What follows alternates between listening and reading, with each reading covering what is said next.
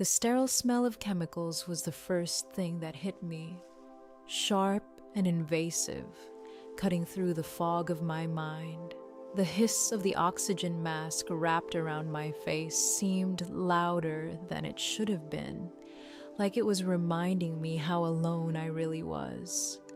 I blinked my eyes, still gritty with the aftermath of the fire. Everything was white, too white. The sound of the heart monitor beeped steadily, but it was more of a background hum than a comfort.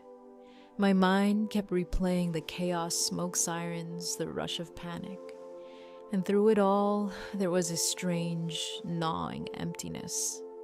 I needed someone to make sense of it all, but the only person I could think to call was my father. And even then, I knew that voice, that impatient tone, wouldn't bring me the comfort I was hoping for. I wasn't even sure what I was expecting. A disaster like this.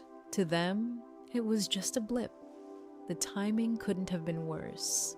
For me, it felt like everything was falling apart, but for them, it was just another inconvenience.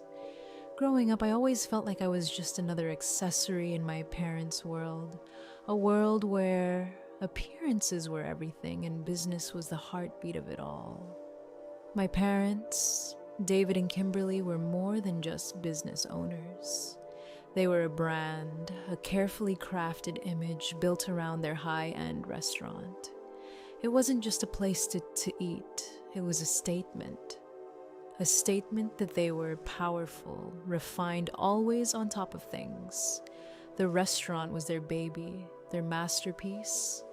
And I was part of the backdrop, existing only when necessary. I remember the first time I realized how much they lived for that image.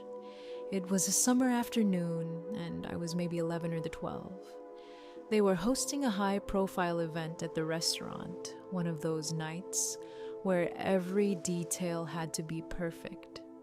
The place was packed with influencers, celebrities, people who mattered in their world, and I was standing there in the corner of the room hoping someone would acknowledge me, hoping my presence would mean something. But no one did. Not a single glance, not a word. I wasn't a part of that world. I was just there, filling the space.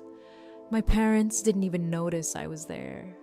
They were too busy charming guests, shaking hands, offering the kind of polished smiles that told you they were more concerned with their reputation than with me. I remember feeling invisible. And for the longest time, I told myself it was normal, that I was just too young to understand how important their work was. But as I grew older, the realization set in. I wasn't just ignored, I was sidelined. In their world, there was no room for anything that didn't fit into the narrative they were carefully constructing. That world had its rules. It wasn't about family, it was about performance, about always looking perfect, about networking and securing the right partnerships, and about always being seen in the right places. And I was a product of their brand. I wasn't a daughter, I was a side note. I understood the unspoken rules. I understood that when I had to work 2 jobs in college to pay for my tuition, it was because their capital had to go into buying that marble bar that would impress the critics. I understood that when they missed my graduation because they had an emergency tasting with the new sommelier, I wasn't supposed to feel hurt. I was supposed to understand the bigger picture. Even when I called excited to tell them about my first real job, the one I worked so hard to get, their response was, well, it wasn't what I had hoped for. I'll never forget my mom's voice, calm, distant. She said, "Oh, that's nice, dear. At least it's an office job." That's when I should have known. They didn't care about me. They cared about the image of having a daughter who could be trotted out at the right events. Someone who added to the narrative they were building. I wasn't a person in their eyes. I was a part of the picture they wanted to present to the world. I always understood my role in their story, even when I needed them, even when I wanted their support. I knew that I was an afterthought. They were too busy with their success. There was one moment, though, that really stung. My 21st birthday. It wasn't a milestone to them. There was no cake, no celebration, no sense of importance. They were too busy again with the restaurant. The same cold, business-like tone came through when I spoke to them that night. "Sorry, darling, we have a critical networking opportunity." There were no apologies for missing out on such an important event in my life. No acknowledgement that I was there feeling abandoned. It wasn't malicious, at least. Not in the way I once thought. It wasn't like they hated me or were actively trying to hurt me. But it was clear they were building something far more important than any connection to me. And I let it happen year after year. I convinced myself it was okay, that I was just a bit too sensitive, too wrapped up in my own needs while they were working on something bigger. But I was wrong. I see it now from the sterile hospital bed. The clarity is almost suffocating. My whole life, I wasn't their daughter. I wasn't a person with my own dreams, needs, or emotions. I was a tool, an asset in their quest for perfection. They never saw me as more than that. And I suppose that's what hurts the most. Not the missed events, not the neglect, but the realization that I never really mattered. At least not in a way that mattered to them.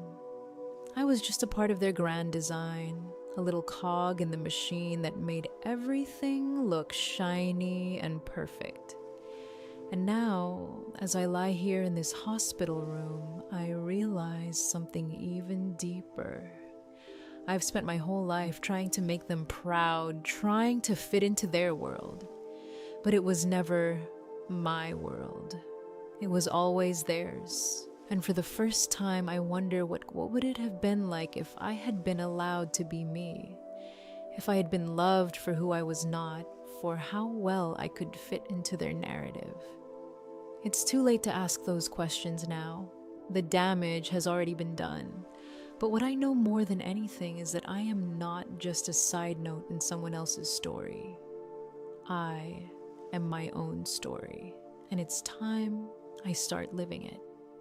Lying there, the cold, sterile air pressing in the beeping of the heart monitor, filling the silence, I could feel something shifting deep within me. At first, it was a numbness, like I was detached from my own body, unable to fully process what had happened.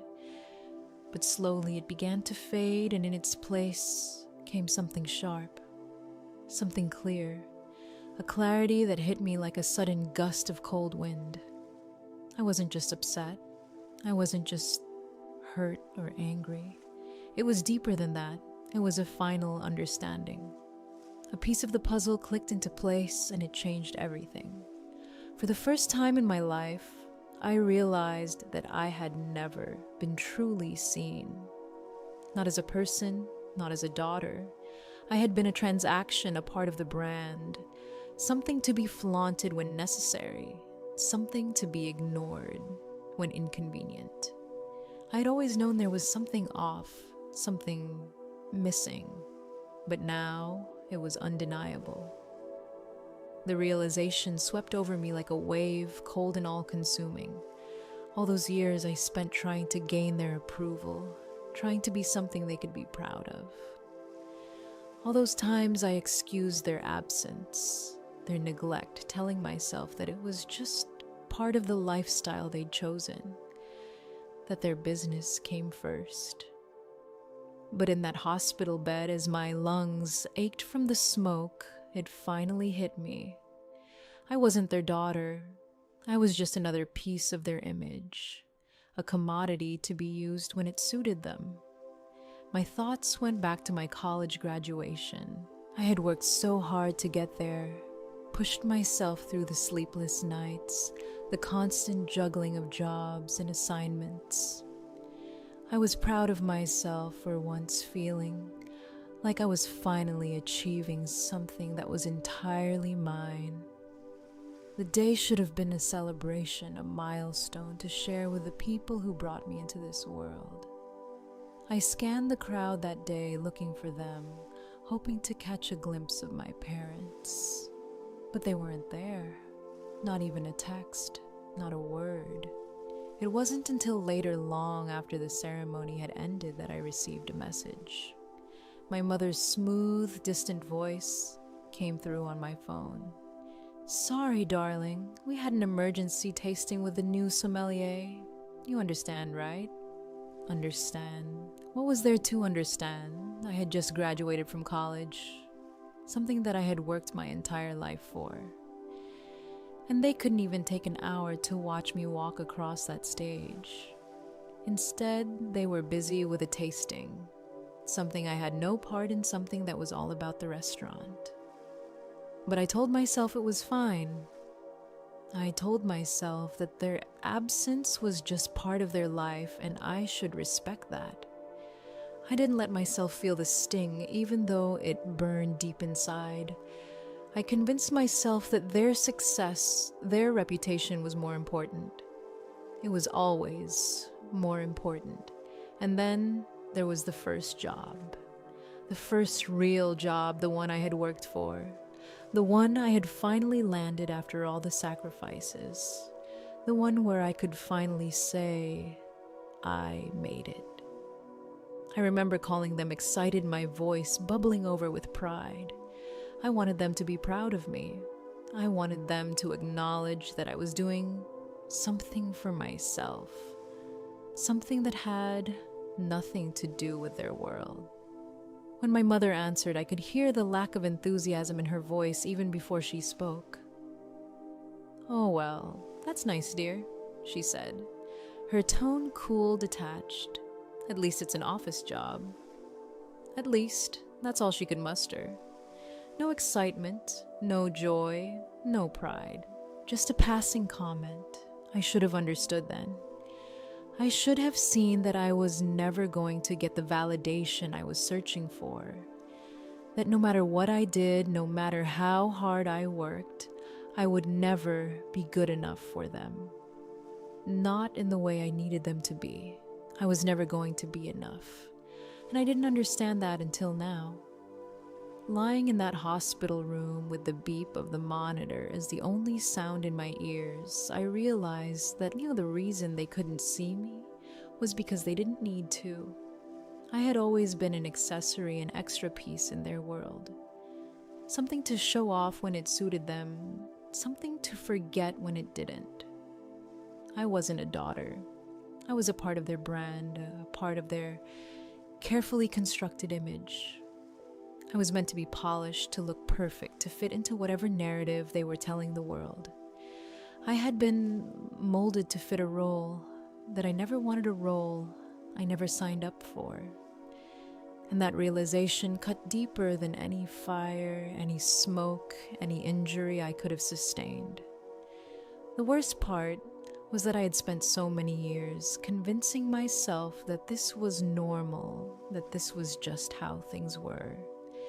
I had justified their absence, their coldness, because I thought that was the price I had to pay for their success. I thought that if I kept my head down, worked hard, and didn't ask for too much, maybe I would finally earn a place in their world. But now, as the rhythm of the heart monitor pulsed in my ears, I realized that I had been living in a delusion. I had been nothing more than a tool in their quest for perfection. They never saw me, not for who I was, not for the person I had become. They only saw the part of me that fit into their ideal life. And the rest of me, the parts that didn't conform to their expectations, they were invisible. I wasn't their daughter. I was an asset. Or rather, I was supposed to be an asset. The first job, the graduation, the things that mattered to me, they didn't matter to them. They were just events that I had to check off the list, things to be proud of, only if they could use them to enhance their image. And so, there I was lying in that cold hospital room with all the clarity in the world. And the most painful part, I realized that I had been living my life for them. I had spent years shaping myself into someone I thought they would be proud of. But now I saw the truth. It was never about me. It was about what I could offer them. And in that moment, lying there, it hit me harder than anything else ever had. I wasn't just ignored. I wasn't just neglected. I was never truly loved. Not for who I was, but for what I represented. And that realization, it was devastating, but it was also freeing. Because now finally I understood. And with that understanding, I knew I had to make a choice. A choice that would change everything. As the hours dragged on in the hospital, the coldness around me seemed to settle deeper. The beeping of the heart monitor was steady, but it didn't bring comfort. I felt the weight of the silence pressing in from every direction, and the sterile white walls did nothing to soften the emptiness I felt inside. My mind kept drifting back to my parents, the hollow exchange on the phone, the way they'd barely acknowledged my situation. In their world, I wasn't a person in crisis. I was just an inconvenience. The timing was bad. That was the last thing they said to me before they hung up. But there was nothing more for me to hold on to. No warmth, no reassurance, just emptiness. And that's when the door to the room opened and I heard the soft shuffle of footsteps. My heart seemed to skip a beat, but it wasn't fear. It was something else, something I hadn't felt in a long time. It was a feeling of being seen. Aunt Michelle walked in her silver hair loosely tied up in a messy bun, wearing a simple nightgown, still carrying the warmth of her sleep. There was no hesitation in her movement, no cold calculation, no sterile professionalism. She wasn't here for anything other than me. And in that moment, as she stepped into the room, the coldness that had settled over me seemed to melt away just a little. She didn't say anything at first. She didn't need to. She just walked over to the bed, her eyes filled with immediate concern, and gently brushed a lock of soot-streaked hair from my forehead. The action itself felt like a balm on my soul, a simple gesture that spoke volumes, more than anything my parents could ever offer. Her hands were warm, the warmth I needed so badly. "You're not alone," she said, her voice low but firm, a promise more than a statement. She didn't ask what happened. She didn't need to. She could tell from the fire, from the bruises on my face, from the empty look in my eyes, that I had already been through enough. She could see it all without a word. She took my hand in hers, and for the first time that night, I felt something that resembled peace. It wasn't the kind of peace I had always searched for from my parents.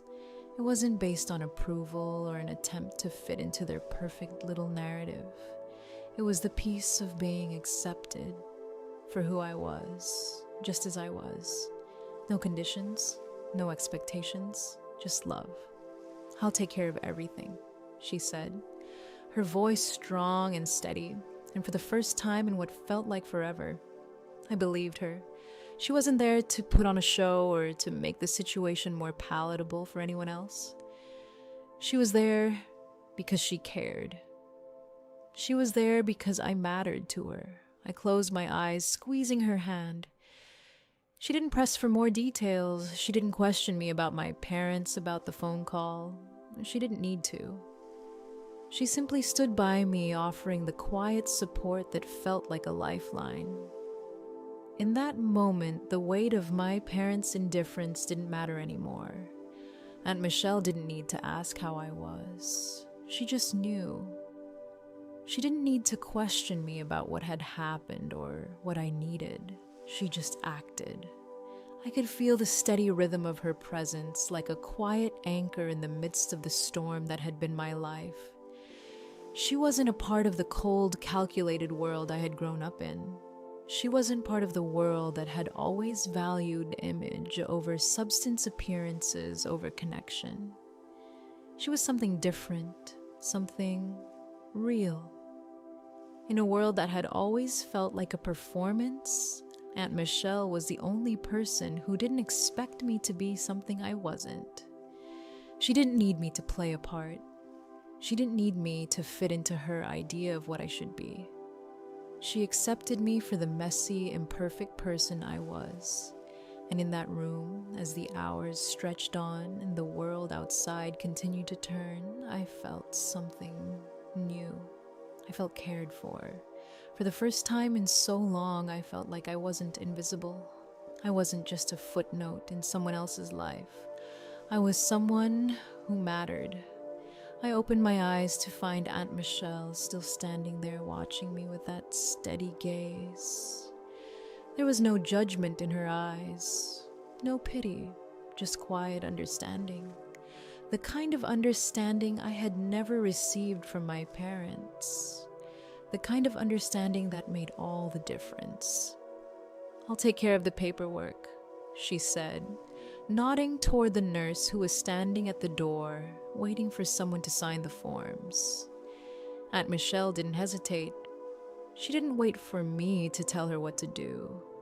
She just took control of the situation, stepping into the role that my parents had refused to take. She signed the forms without a second thought, without a word of complaint. There was no sense of inconvenience in her. She didn't mind that she had to rearrange her life for me. She didn't mind that I was broken and battered and needing her help. She didn't mind because for her, I was worth the effort. I watched her for a moment, still holding her hand, still feeling the warmth of her touch. She was everything my parents had never been to me. And in that moment, I knew something profound, that love, real love, wasn't about what you could gain from someone. It wasn't about what they could add to your life or how they could enhance your image. It was about being there for them no matter what. No questions asked, no conditions, just presence. And for the first time, I felt like I was truly seen. Aunt Michelle wasn't just my aunt. She was the only person who had ever really shown up for me in every sense of the word. In a world full of coldness and calculation, she was my warmth. And she was the only family I had left. It had been a few days since Aunt Michelle brought me to her house, and the world outside felt like it was slowly coming back into focus. I was healing, but I still felt disoriented, like the fog of the fire hadn't completely lifted. I had managed to hold on to only a few things, one of them being a small fireproof box I had kept under my bed. Inside, I found the hard drives containing my work, my designs, the things that actually mattered to me. But as the days passed, something still lingered in the back of my mind, something I couldn't shake. The insurance claim. I hadn't thought much about it at first. The fire had consumed everything I owned, and I had assumed the process would be straightforward. But then, one afternoon, my phone rang, interrupting the silence of Aunt Michelle's kitchen. The number was unfamiliar, but something about it caught my attention. When I answered, a calm, professional voice came through the line. "Is this May?" the voice asked. I responded, my throat still dry. "Yes, this is she." The man introduced himself as Mark from United Mutual Adjusters. He mentioned he was handling the claim for my apartment, and he started by offering his condolences. He was polite enough, but his tone had a certain coldness to it that made me uneasy. "First, I'm so sorry for your loss," he said. "It looks like the fire investigation cleared and the claim for a total loss has been approved." For a moment, I felt a weight lift off my chest. Relief. That was the word I could use to describe it. $80,000. That was the payout for personal property and displacement. It wasn't going to fix everything, but it was enough to start over, enough to breathe again, enough to feel safe. But just as the relief began to settle in, the conversation took a sharp turn. Mark hesitated before continuing. There's a small issue with the beneficiary information.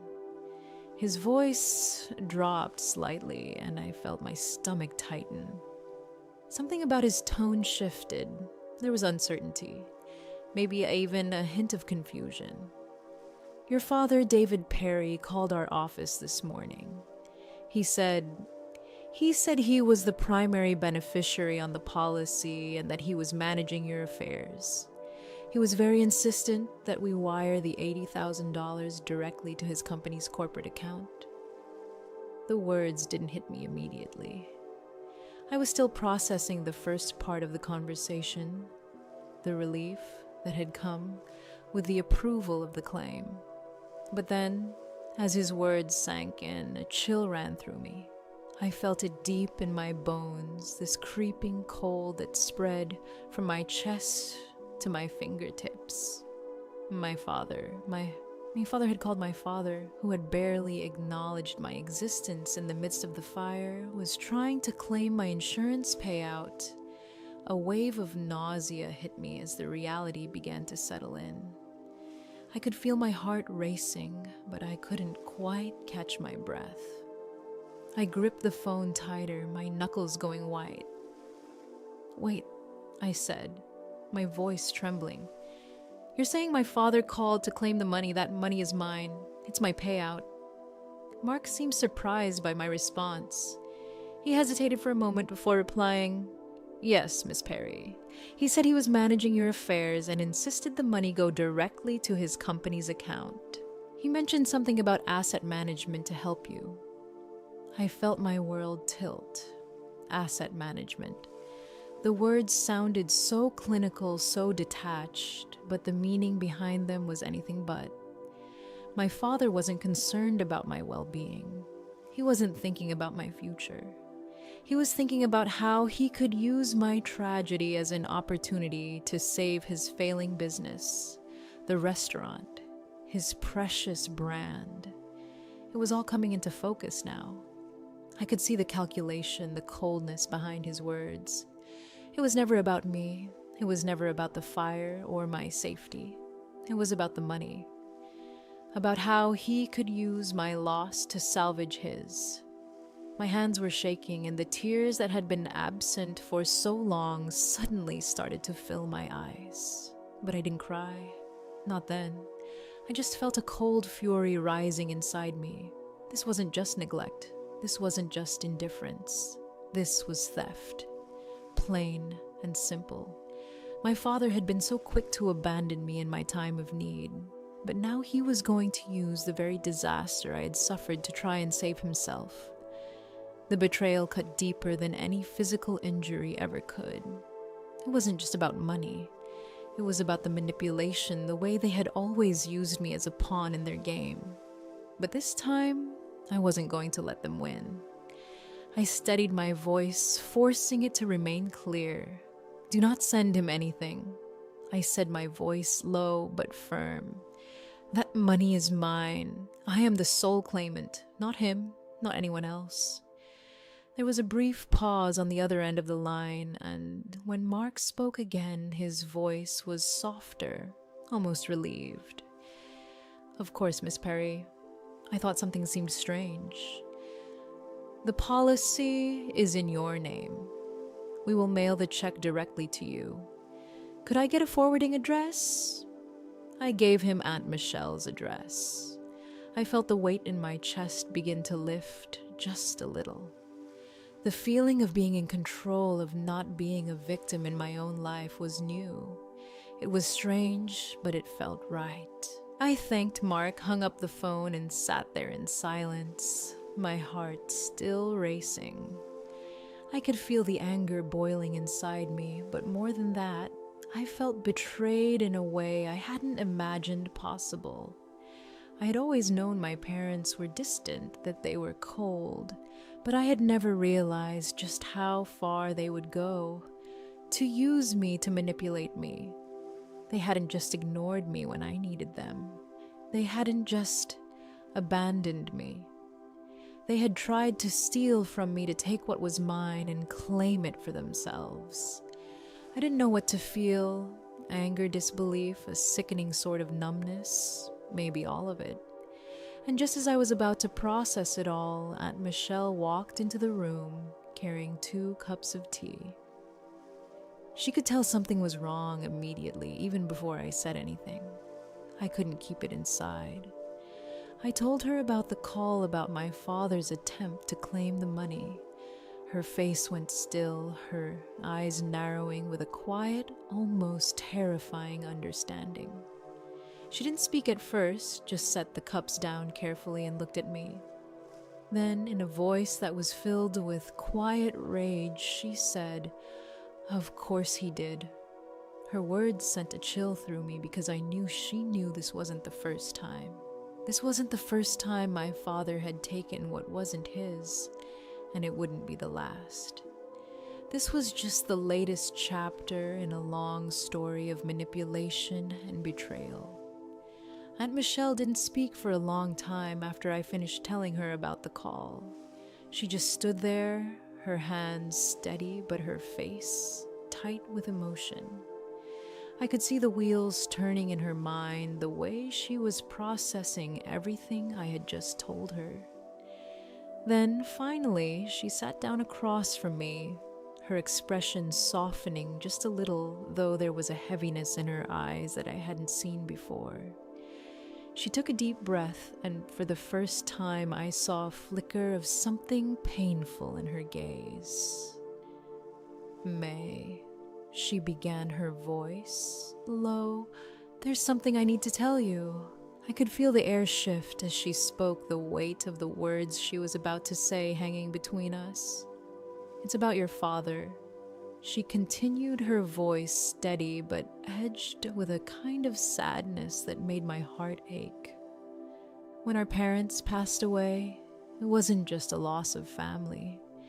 It was the beginning of something much darker. Your father, David, he was the executor of the will.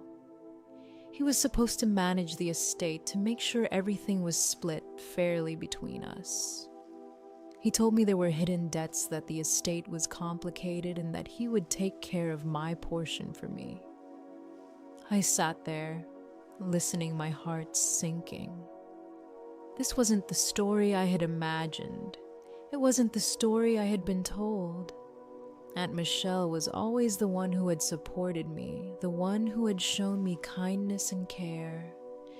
But hearing her speak about my father in this way, like a stranger, someone she had been betrayed by, it was impossible to reconcile with the person I thought he was. Aunt Michelle continued, her voice tight, as though the words were hard to get out. "He promised me he would double my portion of the inheritance by investing it in a business idea of his, the restaurant. I trusted him. He was my older brother and I believed in him. I thought he was doing this for us, for me." Her eyes stared into the distance like she was seeing something far away, something she wished she could forget. "But the restaurant, it failed. It failed so badly that your father used every penny of my inheritance to cover his debts. He ruined me, May. And then he told me there was nothing left, that everything had been used to keep the restaurant afloat. I was left with nothing." I couldn't believe what I was hearing. My father, the man who had always been so charming, so polished, had betrayed Aunt Michelle, his own sister, in the same way he had betrayed me. It was all beginning to make sense now, the way he had treated me, the way he had always been, more focused on appearances and success than on his own family. He told me I was making a scene when I cried. Aunt Michelle said quietly, her voice breaking for a moment, He said that family helps each other out. That's when I knew. He wasn't just a man trying to make something of himself. He was a man who would stop at nothing to get what he wanted. And he didn't care who he hurt in the process. I was silent for a long time, letting her words sink in. The weight of them was suffocating. I had always known my father was distant, that he wasn't the most affectionate or supportive person. But this was something far darker. This wasn't just neglect. This was manipulation, a calculated effort to use those around him as pawns in his game. And Aunt Michelle, she had been a casualty in that game just like me. She had trusted him, and he had taken everything from her. She had kept quiet, kept the peace for 20 years, just as she had told me earlier. I didn't fight back, she said, her voice low and filled with regret. I was ashamed. I thought I had no choice. He was my brother, and I thought I had to let him destroy me. Her hands were trembling now, and she gripped the edge of the table, her knuckles white. But I won't let him do it to you, May. I won't let him use you the way he used me. I've spent too many years letting him walk all over me. It ends now. Her words hit me like a punch to the gut. Everything about my family, everything I had thought I knew, had just shattered. My father wasn't just a distant parent. He wasn't just someone who didn't care. He was someone who had actively sought to take what wasn't his to manipulate everyone around him for his own gain. And now, hearing Aunt Michelle's story, I saw it. I saw the pattern. My father had never seen me as a daughter. I had always been just another part of his brand, a means to an end. But Aunt Michelle, despite the years of pain and betrayal, was still here. She had been the one to show up when I needed her most. She had been the one to act, to care, to fight for me when my own family had abandoned me. And I understood finally what I had to do.